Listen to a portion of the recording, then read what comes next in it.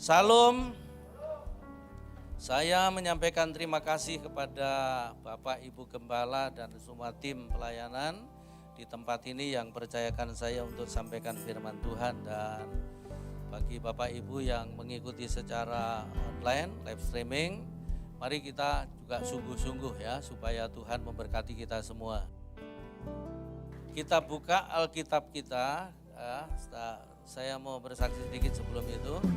Kemarin istri saya di bordernya Israel, ya, yang di border itu ngomong begini, Indonesia enggak terima kami tetap terima Indonesia.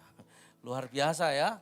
Jadi ya Tuhan itu baik, itu aja intinya ya. Ayo kita buka Alkitab kita di dalam Ayub pasal 42, ayatnya yang ke-12 dan 13. Saya bacakan ayat ini dan kemudian kita belajar bersama-sama ya dalam waktu yang singkat. Ayub 42 ayat 12 dan 13, ayat itu berkata begini, Tuhan memberkati Ayub dalam hidupnya yang selanjutnya lebih daripada dalam hidupnya yang dahulu. Ia mendapat 14.000 ekor kambing domba dan 6.000 onta, 1.000 pasang lembu dan 1.000 ekor keledai betina. Ia juga mendapat 7 orang laki-laki dan 3 orang anak perempuan. Mari katakan amin. Kalau kita mendengar tentang Ayub, nanti sebaiknya Bapak Ibu itu baca pasal 1 sampai 42. Dan ini saya baca berulang-ulang Bapak Ibu ya. Terus kemudian menarik sekali ceritanya Ayub ini kalau menurut saya ya. Ayub ini penderitaannya cukup panjang, kemelaratannya cukup amat sangat dahsyat ya. Tapi saya mau kasih tahu begitu tepat pada waktunya Tuhan hadir, Tuhan tolong, tidak ada yang menghambat. Boleh katakan amin? Dia dikembalikan 2 kali lipat. Dia lebih kaya daripada hidup yang sebelumnya. Ya. Saya beri tema khotbah saya hari ini dalam waktu yang singkat ini ya. Tema khotbah saya adalah on time. Tuhan itu tepat waktu. Boleh katakan amin?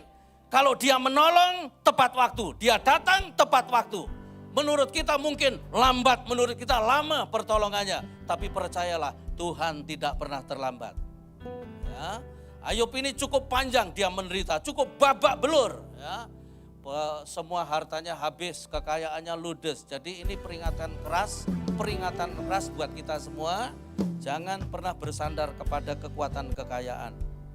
Karena kekayaan itu dalam waktu singkat tiba-tiba bisa habis. Ya, bilang sebelahmu, ya jangan pura-pura enggak dengar, ini benar ya. Jangan juga bersandar kepada kekuatan kita sendiri. Ya, tetangga saya depan rumah itu badannya bagus ya. Lebih bagus dari saya ya. Olahraganya bagus, kenceng ya. Sekali waktu berangkat kerja baik-baik, pulang kerja badan gak enak, dikerokin sama istri, gitu, mati ya. Jadi kelihatan sehat juga bukan jaminan umur itu panjang. Tapi umur panjang itu hanya di tangan kanannya Tuhan. Makanya jangan pernah meninggalkan Tuhan. Boleh katakan amin? Dan saya mau ngajak kita belajar begini, kenapa sih Ayub itu bisa kuat gitu menghadapi persoalannya. Nah ini yang kita mau belajar. Semua kita pasti ada persoalan, tapi kuat nggak kuat tergantung kita sendiri yang menentukan. Ayub kuat ya. Kenapa Ayub bisa kuat menghadapi persoalan? Kenapa Ayub bisa menyelesaikan krisisnya ya? Dan tepat waktu dia dipulihkan Tuhan menjadi lebih kaya dari sebelumnya. Dia itu orang terkaya di belahan timur, tapi tiba-tiba habis. Tapi tepat waktu, on time, Tuhan datang, menolong dia dan dipulihkan 2 kali lipat kata firman Tuhan. Dan Tuhan yang menolong Ayub itu sekarang ada di sini. Siap untuk mengembalikan apa yang hilang dari kita, siap untuk memulihkan, siap untuk membuat kita tegak berdiri. Tapi kita harus belajar juga dari firman. Nah Ayub itu saya perhatikan begini. Ada 3 hal penting yang kita mau belajar dari Ayub ketika dia melewati krisis ya. Dan Tuhan tolong tepat pada waktunya. Ada 3 hal penting ya kita belajar dari Ayub. Kenapa Ayub bisa melewati dengan kuat, melewati krisis hidupnya itu ya. Mari kita lihat ayat yang pertama adalah pasal 1 ayat 10 ya. Hal yang pertama yang kita mau tiru adalah pasal 1 ayat 10 dari Ayub ayat itu berkata begini. Bukankah engkau yang membuat pagar sekeliling dia dan rumahnya serta segala miliknya, apa yang dikerjakannya telah kau berkati dan apa yang dimilikinya makin bertambah di negeri itu. Boleh katakan amin? Nanti Bapak Ibu baca ayat sebelum dan sesudahnya. Ini sebenarnya yang pertama ini kisahnya begini. Sekali waktu anak-anak Tuhan naik ke surga. Terus setan juga naik ke surga. Jadi sampai hari ini Bapak Ibu, setan itu masih naik turun surga ya. Dan setan itu lebih rajin ke gereja dibanding kita semua. Mungkin sebelum dia ada di sini, sebelum kita di sini, dia sudah berkeliaran di sini ya. Dan kemudian Tuhan tanya begini sama setan. Tantan, maksudnya setan bukan Nathan ya. Apakah kamu melihat hambaku Ayub? Ya, dari mana saja kamu? Oh, saya berkeliling dunia, saya berputar-putar di angkasa, beredar-edar. Apakah kamu melihat hambaku Ayub? Nah ini jawabannya setan. Ayat 10 ini. Dan ayat ini kira-kira berkata begini. Bukankah Tuhan yang taruh pagar sekelilingnya Ayub? Bukankah Tuhan yang taruh pagar di sekeliling miliknya? Bukankah Tuhan yang taruh pagar sekeliling rumahnya? Bukankah Tuhan yang membuat apa saja yang dikerjakan Ayub diberkati, bertambah-tambah dan makin tambah, makin berhasil. Kira-kira begitu. Kalau saya pakai bahasa saya. Kenapa setan bisa memberi pernyataan begitu? Setan tahu ada pagar di sekeliling Ayub. Setan tahu ada pagar di sekeliling rumah Ayub. Setan tahu ada pagar di sekeliling kekayaan Ayub. Ya, kenapa? Setan tahu itu. Karena ternyata Ayub itu, nanti kalau Anda baca ayat 5, Ayub itu tiap pagi kumpulkan keluarganya.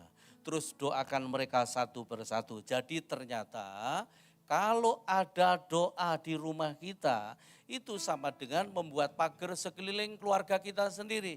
Membuat pagar sekeliling rumah kita sendiri. Membuat pagar sekeliling pekerjaan kita, sekeliling semua milik kita, sekeliling pelayanan kita. Dan setan tidak mampu menjamah kalau tidak diizinkan Tuhan.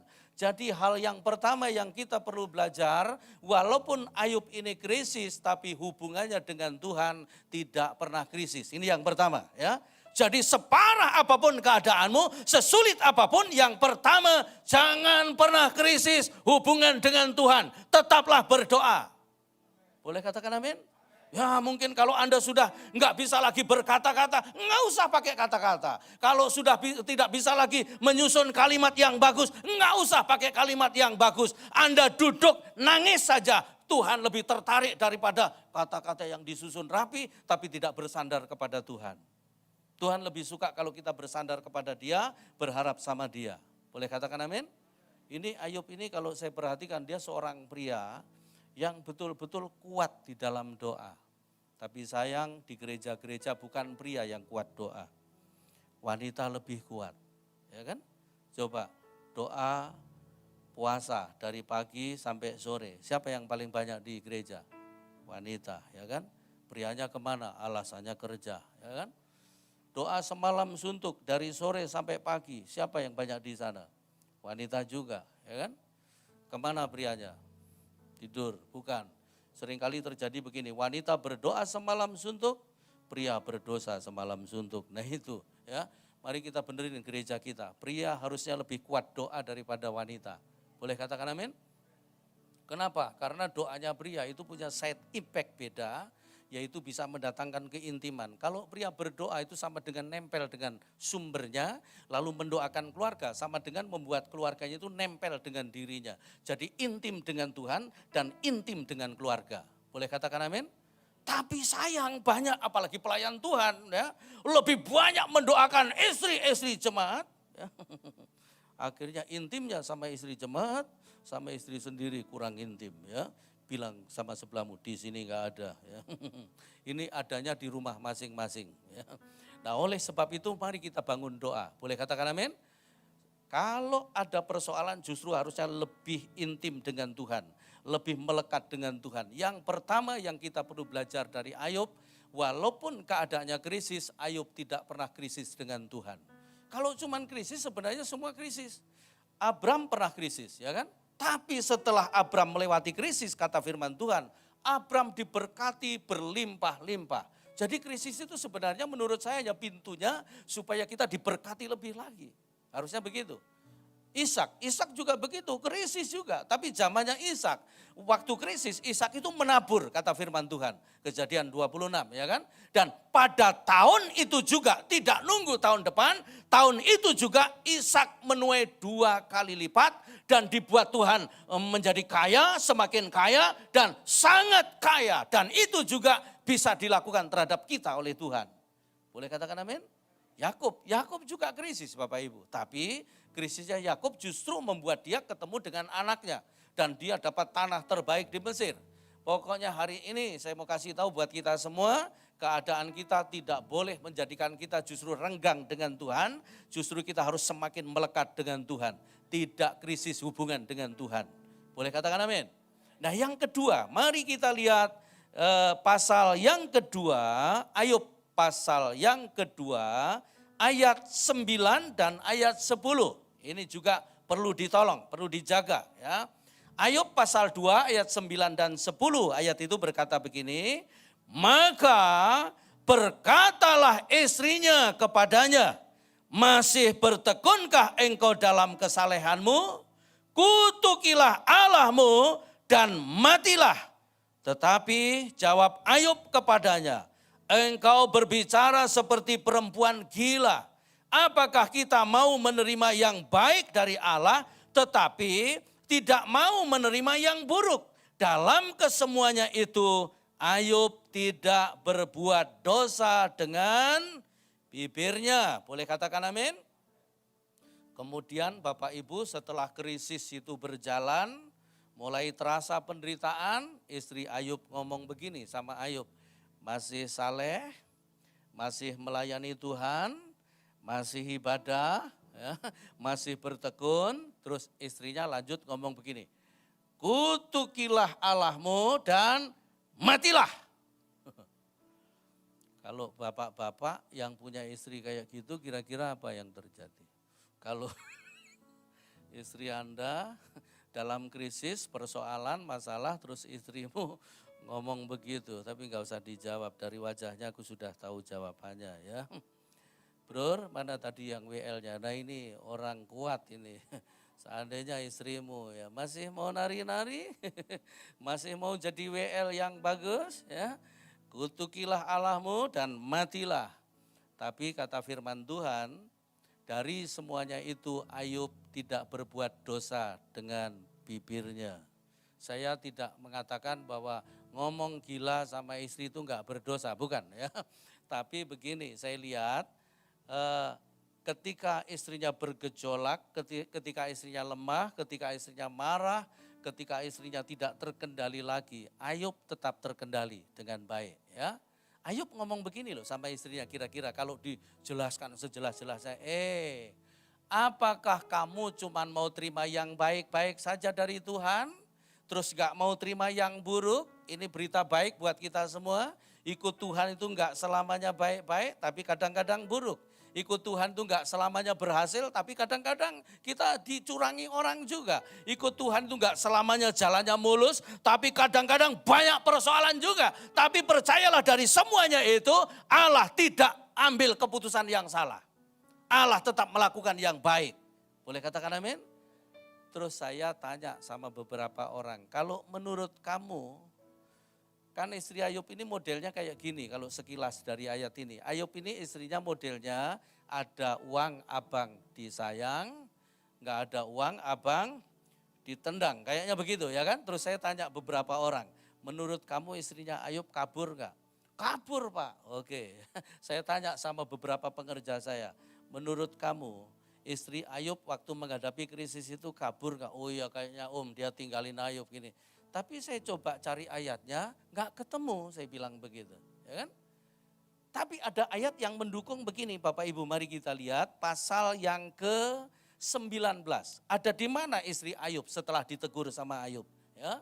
Istri Ayub ada di sini, perhatikan ya. Ayub pasal 19 ayat 17. Nafasku menimbulkan rasa jijik kepada istriku dan bauku memualkan saudara-saudara sekandungku. Jadi enggak mungkin istri Ayub itu ya merasa jijik kalau enggak cium bau mulutnya Ayub. Jadi betul-betul dekat.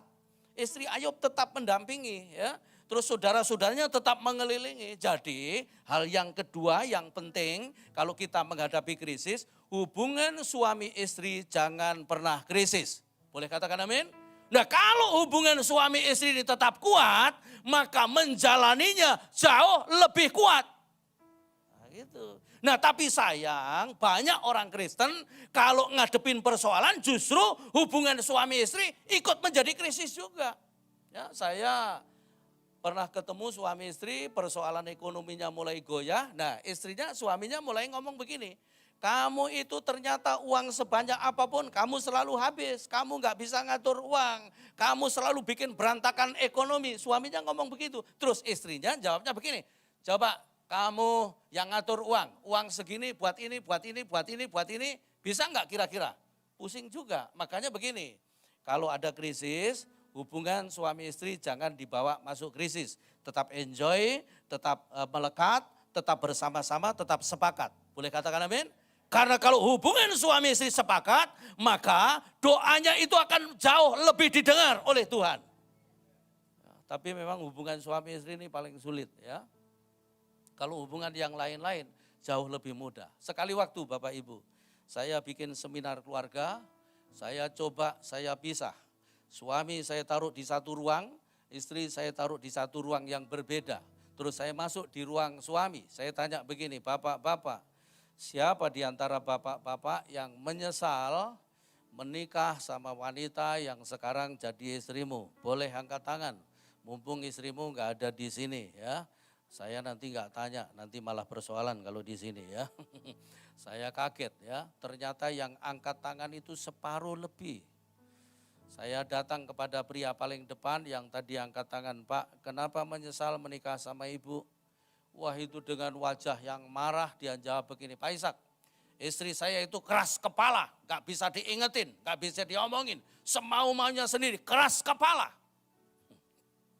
Saya jawab begini, kalau enggak keras bukan kepala kayaknya Bapak ya, itu pasti balon ya kan. Saya enggak jawab aneh-aneh, cuma tak jawab begitu. Saya nanti kita ngobrol, saya bilang gitu. Saya masuk di tengah, yang tadi angkat tangan juga, Pak, kenapa menyesal menikah sama ibu? Pak Ishak, istri saya itu kayak radio rusak, Pak. Maksudnya on off-nya sudah dol, Pak, nggak bisa off. Maksud Bapak, pagi pokoknya melek matanya, jeplak mulutnya. Nah sepanjang hari itu Pak begini ya kan, saya bilang normal itu Bapak. Yang enggak normal kalau mulutnya ibu begini enggak balik lagi. Nah nanti tambah pusing, biayanya mahal. Ya kan? Terus saya masuk di belakang, tadi angkat tangan juga tinggi-tinggi. Bapak kenapa menyesal menikah sama ibu? Pak Ishak, istri saya itu wanita Pak, tapi tidurnya itu ngoroknya kayak gempa bumi Pak. Masa sih Pak, betul tempat tidur bisa gerak loh Pak karena dia ngorok itu. Masa bisa begitu? Betul Pak. Pak Ishak aja belum pernah tidur sama istriku. Lah ngapain aku tidur sama istrimu ya kan? Saya enggak banyak ngomong Bapak Ibu, saya ambil istriku, saya taruh di depan para pria itu ya. Terus saya ngomong begini, Bapak-bapak perhatikan baik-baik, ini istriku ya. Di jemaat yang saya layani, wanita yang lebih cantik dari istriku banyak ya. Wanita yang lebih pinter dari istriku banyak. Wanita yang kalau pimpin pujian lebih bagus dari istriku banyak. Wanita yang bisa khotbah lebih bagus daripada istriku ada. Yang lebih segala-galanya dari istriku banyak. Tapi yang paling pas buat saya hanya dia. Jadi para pria, istri itu bukan masalah lebih ini lebih itu. Makanya jangan bandingkan istrimu sama siapapun. Karena apa? Paling pas buat Anda ya istrimu itu. Boleh katakan amin? Coba masing-masing mulai lihat istrimu. Yang mana? Loh, jangan istri orang lain, istri sendiri ya kan? Dan nanti pulang dari sini Anda harus katakan sama istrimu, mah ternyata kamu paling pas buat saya ya. Dan para pria perhatikan baik-baik, kalau di luaran sana ada wanita yang lebih hebat, lebih bagus, lebih baik dari istrimu, percayalah dia enggak mau sama kamu ya. Maksudnya begini, kalau dipasang sama Anda nggak pas. Kenapa? Coba Anda hidup sama dia 3 bulan aja, pasti persoalan. Kenapa? Semua sama, nggak beda jauh. Cuman karena kelihatan dari jauh aja, makanya kelihatan lebih baik. Bilang sama suamimu, ayo para istri colek suamimu. Tuh, dengar baik-baik ya. Jadi memang Anda paling pas, tapi Pak nggak ada tapi. Pokoknya kalau sudah nikah, dan saya melihat di media ada seorang pendeta masih muda, dia ngomong jangan sampai kita keliru nikah dengan orang yang salah. Kalau sudah nikah itu nggak ada kata keliru. Kalau sudah nikah nggak ada salah kata, salah orang, nggak ada. Itu pasti salah kelakuan. Boleh katakan amin? Ya, terus saya masuk di ruang wanita, saya tanya sama ibu-ibu, siapa di antara ibu-ibu yang menyesal menikah sama pria yang sekarang jadi suamimu? Boleh angkat tangan? Nanti kita berdoa. Saya nggak akan ngomong sama suamimu. Ternyata lebih banyak Bapak Ibu. Saya tanya paling depan, Bu, kenapa menyesal? Pak Ishak, kalau bukan karena anak. Nah ini, kalau wanita itu bentengnya di situ. Kalau bukan karena anak, sudah nggak tahan Pak. Pengen cerai. Saya berdiri belum ngomong, di belakang angkat tangan. Pak Ishak, ya boleh nggak Pak tuker tambah? Loh, pokoknya begini, kalau sudah nikah itu nggak ada kesalahan sebenarnya. Yang salah itu kita pasti salah melakukannya. Ya, makanya sebelum anak saya menikah itu saya tanya dulu, calon suami istri tak panggil. Terus saya tanya, kalian pacaran berapa lama? 3 tahun Papa. Oh berarti udah lama. Mel, mantu saya namanya Amel. Kamu sudah 3 tahun pacaran sama Theo, sudah berapa persen kamu berhasil memahami? Karena nikah itu adalah kesediaan untuk memahami loh. Kalau Anda nuntut dipahami, itu sumbernya persoalan. Jadi mulai sekarang jangan nuntut dipahami, nuntut memahami, tuntut diri untuk memahami pasangan. Boleh katakan amin? Dan dia pasanganmu itu dari dulu ya sudah begitu.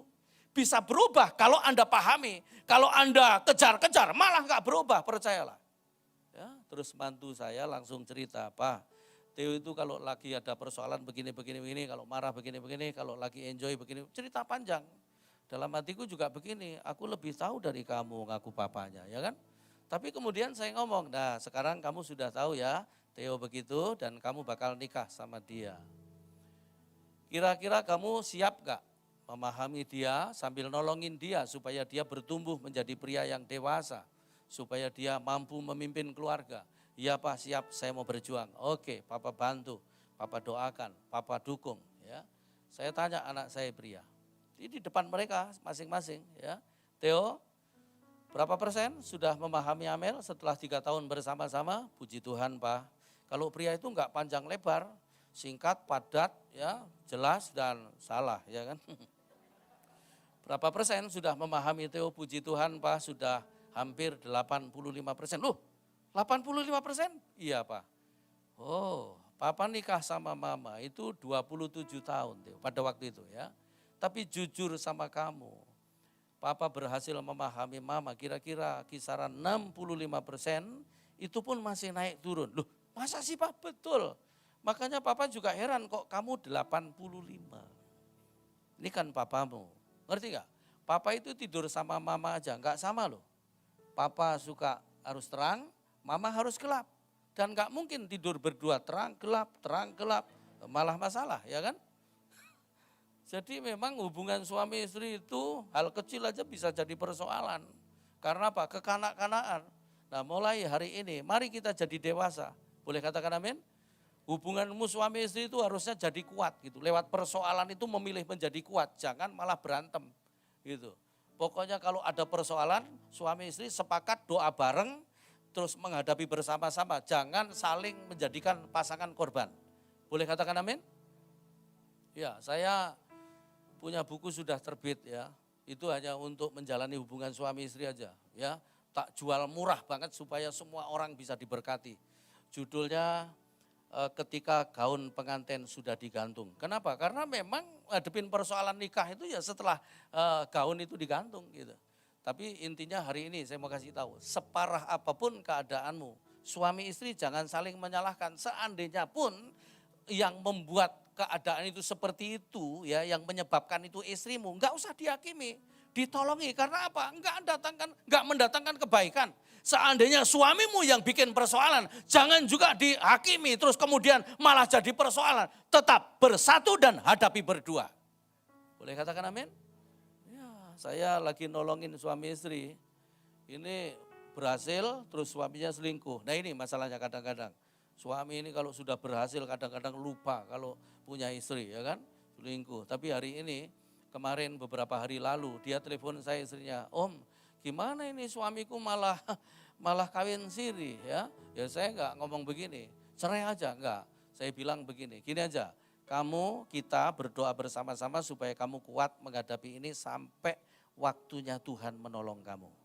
Karena apa? Ngeden pun, kita paksa pun kalau Tuhan belum ulurkan tangan, ya enggak terjadi apa-apa. Jadi sesulit apapun suami istri, kalau salah satu ingkar, harusnya salah satu itu makin kuat doanya begitu. Supaya apa? Supaya rumah tanggamu enggak hancur. Karena kalau rumah tangga hancur, semua berantakan gitu. Jadi Ayub memilih hubungan suami istri tetap baik. Kita juga harus pilih hubungan suami istri tetap kuat. Amin. Yang ketiga, yang terakhir, mari kita lihat. Pasal 42. Pasal 42 ayat 10. Ayat itu berkata begini. Pasal 42 ayat 10, ayat itu berkata begini. Lalu Tuhan memulihkan keadaan Ayub setelah ia meminta doa untuk sahabat-sahabatnya dan Tuhan memberikan kepada Ayub berapa kali? 2 kali lipat dari segala kepunyaannya dahulu. Boleh katakan amin? Ya. Yang ketiga begini Bapak Ibu, Ayub itu punya 3 sahabat, tapi 3-tiganya itu jengkelin, melukai hatinya Ayub, menghakimi, menuduh, kira-kira begitu. Ayub itu dilukai oleh 3 sahabatnya. Tapi Ayub memilih mendoakan mereka, mengampuni mereka, kira-kira begitu. Yang ketiga, gini, yang pertama hubungan dengan Tuhan jangan krisis, yang kedua hubungan suami istri jangan krisis, yang ketiga hubungan dengan orang lain siapapun jangan krisis. Tetap mengampuni. Kalau ada orang yang melukai Anda, jangan memilih luka, pilih ampuni. Boleh katakan amin? Sekali waktu seorang wanita muda, dia telepon saya karena apa? Hidupnya sudah berantakan, sudah putus asa, ya kan? Terus kemudian ditipu sana sini. Datang ke saya sama istri saya layani. Pilihannya hanya satu, mengampuni. Begitu mengampuni yang selama itu semua order tertutup, semua proyek gagal. Tapi begitu mengampuni, 2 hari kemudian ada 1 proyek terbuka dan deal tanda tangan bekerja. Jadi hari ini kalau sampai hidupmu sini tutup, ke sana kemari tutup, jangan-jangan hatimu juga tertutup buat orang lain. Kalau Anda buka hati, Tuhan buka jalan. Boleh katakan amin? Kalau Anda buka pengampunan, Tuhan buka berkatnya. Itu sebabnya jangan nyimpen kepahitan sama sekali. Pokoknya hati kita harus tetap bersih, hati kita harus tetap punya pengampunan, mengasihi semua orang. Boleh katakan amin? 3 ini jangan dilanggar. Supaya apa? Tuhan segera tolong kita semua. Jangan krisis terhadap siapapun, supaya krisis kita segera ditolong oleh Tuhan. Boleh katakan amin? Mari kita dudukkan kepala. Waktu Tuhan pasti yang terbaik.